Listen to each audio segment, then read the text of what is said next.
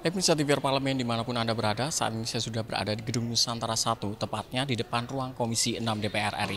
Dan pemirsa, seperti yang kita ketahui bersama bahwa Presiden Prabowo Subianto telah meresmikan dari program Koperasi Merah Putih, yang mana memiliki target 80.000 unit di seluruh Indonesia. Di mana program ini pemirsa diharapkan dapat mendorong gerakan ekonomi rakyat untuk diharapkan juga menjadi koperasi yang mampu mengentaskan kemiskinan. Dan untuk lebih dalam pemirsa, kita akan kulik dengan salah satu dari Wakil Ketua Komisi 6 DPR RI, yaitu Bapak Nurdin Khalid. Bapak, gimana Pak sebenarnya dari skema Koperasi Merah Putih ini?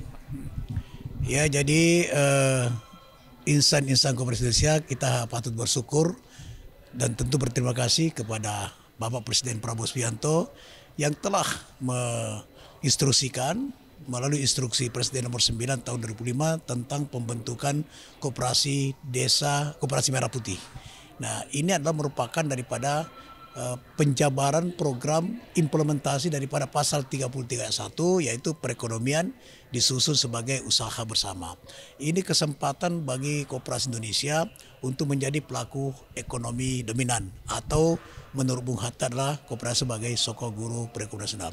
Oleh karena itu, tentu harapan kami bahwa dari skim-skim yang telah disiapkan atau program disiapkan oleh pemerintah itu harus betul dikawal dengan tetap berpatokan kepada prinsip-prinsip jati diri koperasi. Tetap harus menganut nilai-nilai universal daripada prinsip koperasi, di mana koperasi itu adalah ada nilai kesetaraan, ada nilai demokrasi, ada kemandirian, dan yang paling penting adalah untuk menciptakan kesejahteraan bersama.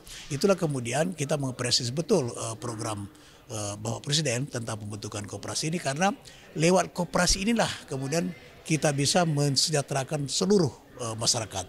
Bukan kesejahteraan orang per orang, tapi dengan catatan bahwa betul-betul Koperasi Merah Putih harus menjadi pelaku ekonomi di desa. Jangan kita, saya mengingatkan bahwa jangan kita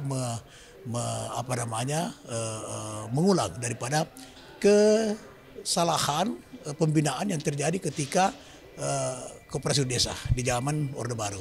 Waktu itu ini juga dengan impres, saya kira Presiden Soeharto waktu itu juga cita-citanya, mimpinya juga sangat bagus ya, menjadikan koperasi sebagai pelaku ekonomi.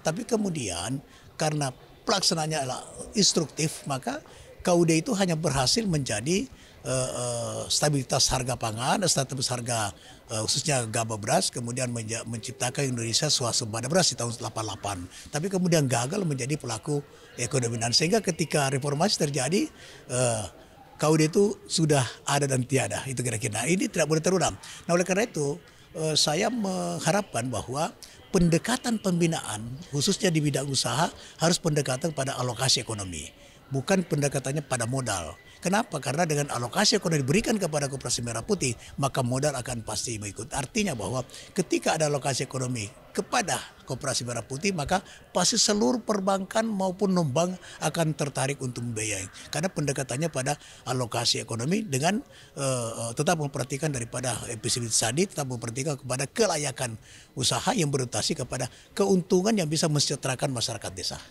Lantas bagaimana dengan mekanisme konkret dari untuk menjamin koperasi ini sebagai gerakan yang benar-benar dari bottom up, gerakan kesejahteraan atau ekonomi dari rakyat sendiri? Nah, jadi yang pertama sebenarnya adalah potensi daripada di desa tersebut.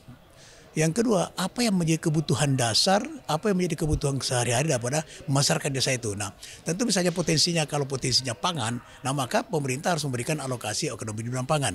Kemudian bank membiayai daripada pengadaan pangan tersebut.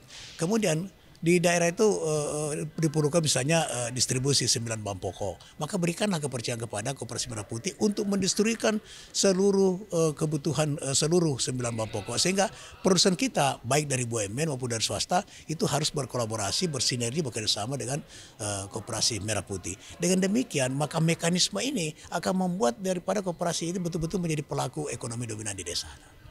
Terakhir Pak, terkait dengan langkah konkret ke depan dalam mengawal program ini Pak. Ya, jadi saya kira dan antara sekarang yang diberi kewenangan oleh negara menjadi holding daripada seluruh BUMN baik dari investasi maupun personal, ini harus betul-betul juga ikut berperan secara maksimal di dalam mengawal program-program yang diberikan kepada koperasi Merah Putih.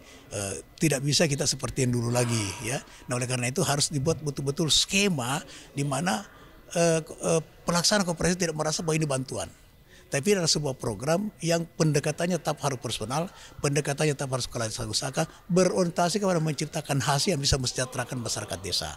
Nah, itu kemudian tentu DPR juga harus memberikan pengawasan maksimal. Nah, yang paling penting adalah peranan Menteri Koperasi dengan seluruh jajaran dinas koperasi sampai kabupaten kota. Nah, Kementerian Koperasi harus betul-betul konsen dan fokus di dalam pertama penyiapan sumber daya manusia. Yang kedua, kemampuan daripada para pengelola secara profesional. Ya, yang ketiga, pengawasan soal penggunaan anggaran, penggunaan modal sesuai dengan kelihatan usaha. Dengan demikian maka ini betul-betul bisa dikawal. Siap. Terima kasih banyak Bapak. Selamat bertugas kembali Bapak. Pemirsa, demikianlah wawancara saya dengan salah satu dari Wakil Ketua Komisi 6 DPR RI yaitu Bapak Nurdin Khalid. Terima kasih atas perhatian Anda dan saya kembalikan ke rekan saya di studio.